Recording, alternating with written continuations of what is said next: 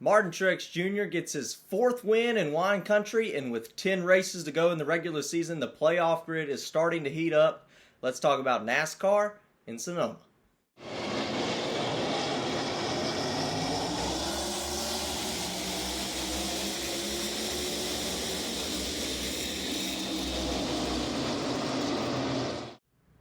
Hello everybody, welcome to Dirty Air. I'm your host Alex Lambert, and let's talk about NASCAR's second road course race of the season out in Sonoma, California, where Martin Truex Jr. got his fourth win at the facility and his second win of this NASCAR season. An impressive win today, a really fast race car all day long. We'll also take a look at the playoff grid as we've now completed 16 of the 26 regular season races, so things are starting to tighten up there on the playoff cut line as well. And let's talk about NASCAR out in wine country. We have to talk about the impressive win today by Martin Truex Jr. Didn't have a win last season, got his second win this season today in dominating fashion. Kyle Busch was second for a majority of the race, probably over half the race. Truex got by Denny Hamlin early. Kyle Busch could never quite clear or get by Martin Truex Jr. as Truex Jr. was just a little bit better than Kyle Busch every lap, and therefore he was able to pull away, and Truex had a dominating win. Even had a little bit of controversy there at the end with cars staying out on older tires. He was able to navigate through that very well, and Truex was able to get his second win of this season, now becoming the fourth driver this year to have multiple wins. Obviously, Kyle Larson also has two, and then, of course, Kyle Busch and William Byron are sitting at the top of the playoff leaderboard right now, tied in regular season points with 3 wins apiece.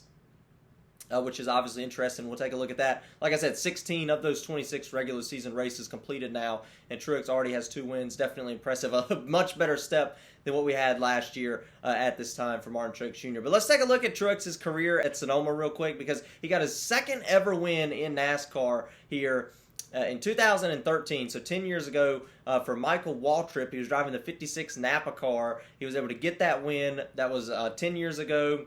That was his second win ever, like I said. I believe his first win came at Dover, which he also won earlier this year at Dover. And then, of course, we have to fast forward up to 2018 when Martin Truex Jr. was able to win for Furniture Road Racing. I believe that was the year after he won his championship. And then one more year, he won 2 in a row, 2018.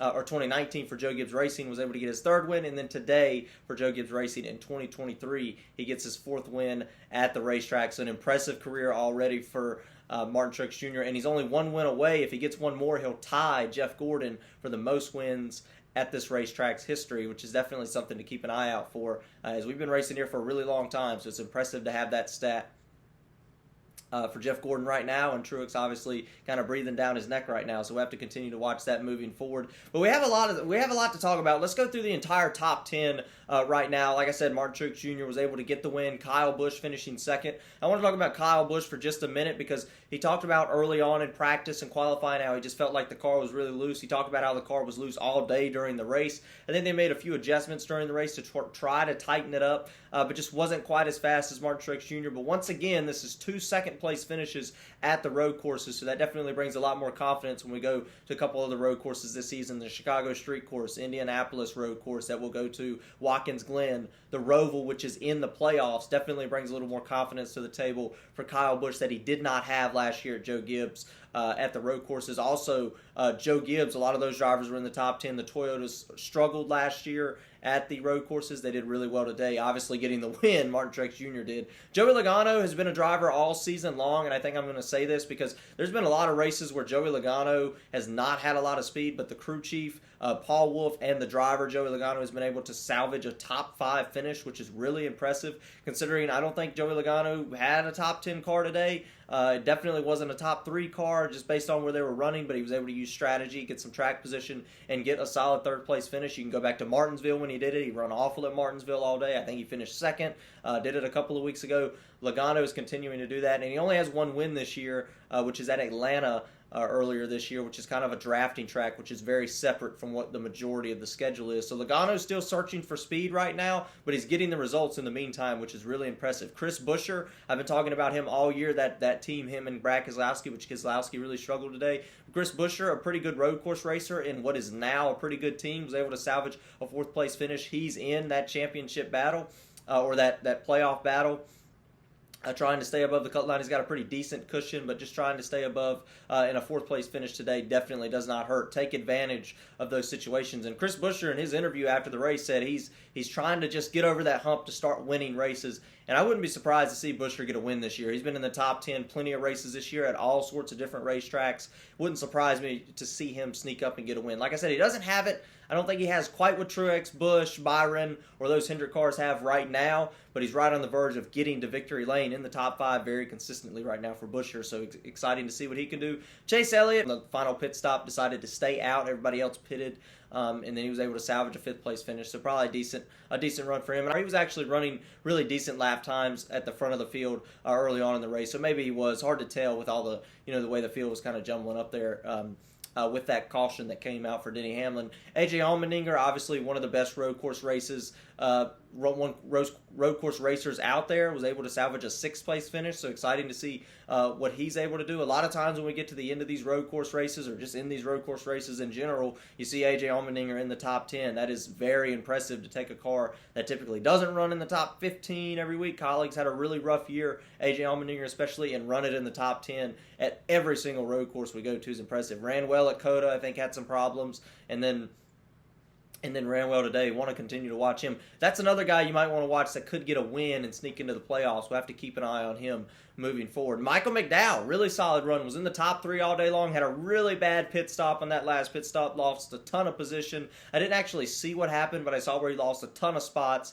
Came out outside the top 10. Was able to come all the way back up into the top 7 and get a 7th place finish. So impressive run there for Michael McDowell in the 34 car. And the way that this team has come back from a back runner team, a team that is running for 30th every week, to just 2-3 years difference after winning that Daytona 500 to be able to finish and run in the top 10 on a somewhat consistent basis. You would have never seen this car in the top 10 a couple of years ago. Now you see him in the top 10 every few weeks, which is fun to watch. And then, of course, Kyle Larson, who just couldn't get a break there, couldn't quite get on the right strategy, and ended up finishing in the 8th position. Christopher Bell finished 9th. Ross Chastain also using some strategy. I think he was outside the top 10 for a majority of the day. We used some strategy to get into the top 10 and get a 10th place finish, which is certainly good for him. A couple of drivers I want to talk about that did not impress me today was obviously Tyler Reddick, who had some issues. Your winner at COTA earlier this year, the one other road course race that we had, and a driver that's won it. I think he won 2 road course races last year at Road America and the Indianapolis road course. I thought he was going to be a threat today. He was my pick to win going into this race, just how dominant he was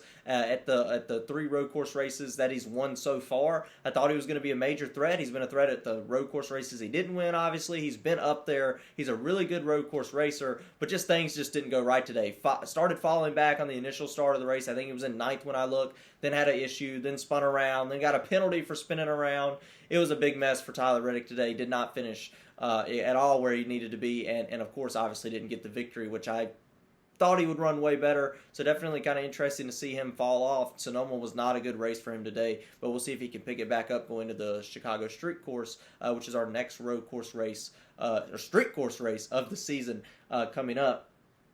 I also want to mention Denny Hamlin, who had a really rough day. Denny Hamlin started on pole, got passed by Martin Truex Jr. early on in the race because Truex was really fast. Hamlin hung around in the top 10 for a majority of the day, then got caught up on the pit cycle, was in the middle of the pack, then slams the inside wall, comes back to the outside wall, and causes the last caution. Really rough day for Denny Hamlin there. Definitely not what we expected out of him. Thought he was going to be a threat to win based off what we saw over the weekend. Just had a really rough weekend there for Denny Hamlin, no doubt. Let's take a look at the playoff grid now. This is important. Like I said, 16 of the 26 regular season races have been completed. You have Chris Buescher, like I said, trying to keep that cushion 102 points above. Like I said, I've said this about Keselowski as well. Those two, I feel safe with them as long as nothing crazy happens, as long as they don't wreck out a whole bunch of weeks in a row and we don't get a whole bunch of different winners. I see both of those with the speed they've been showing making the playoffs. Keselowski didn't have a good day today, but still 96 points above the cut line. Bubba Wallace, 26 points above the cut line. There could be another winner. Alex Bowman, only 3 points above. And then, of course, you see there Daniel Suarez, 3 points below. He did not have a good day at all today. The defending winner of the Sonoma race had trouble early. I believe he missed a gear, and then he fell back, and it was just a bad day. Could not get the track position. He was in 20-something place every time I checked. Really rough day for Daniel Suarez. Ty Gibbs had a decent day, finished inside the top 20, now 11 points below the cut line in his rookie season. And I think he's still having a very impressive rookie season. Definitely a good chance that Ty Gibbs can get into the playoffs here. Michael McDowell with the strong run today inside the top 10 with the 7th place finish, 14 points out. And A.J. Allmendinger is starting to sneak up in this picture. He's got a lot of work to do. Going to have to get some stage points at these ovals. But A.J. Allmendinger, with some of these road course races coming up, like I said, you got Watkins Glen, Chicago Street Course in a couple of weeks on July 4th. In the Indianapolis road course race, those could not only be races he could win, but at least races he could get stage points.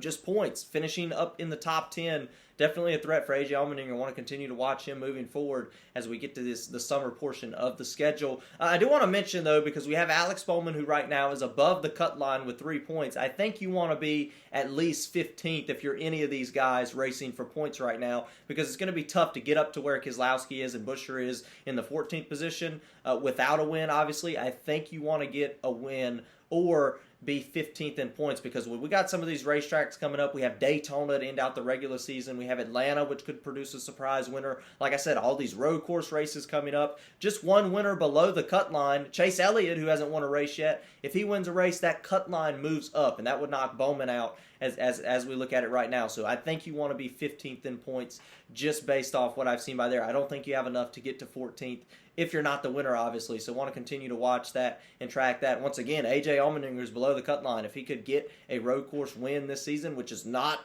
impossible. He's won at Watkins Glen before in 2014. He won 2 years ago at the Indy Road Course on a part-time schedule. A.J. Allmendinger could win one of these road races coming up, and we have a lot of them coming up in the summer that would, once again, move that cut line up. So I want to keep an eye out for that as we move into the NBC portion of the schedule. By the way, they take over in 2 weeks, and the summer portion of the schedule. So I won't be here next week. I'll probably try to make a video about something. I haven't planned anything yet, but I will definitely be here in 2 more weeks following NASCAR's night race in Nashville. Sunday night NASCAR in Nashville. Music City should be exciting. We'll have to see what happens, and it should be exciting. I hope you guys tune in. Like and subscribe if you like the video. Share the video with your friends. I'd love that. And, of course, about Kyle Busch getting a solid 2nd place finish today at Sonoma.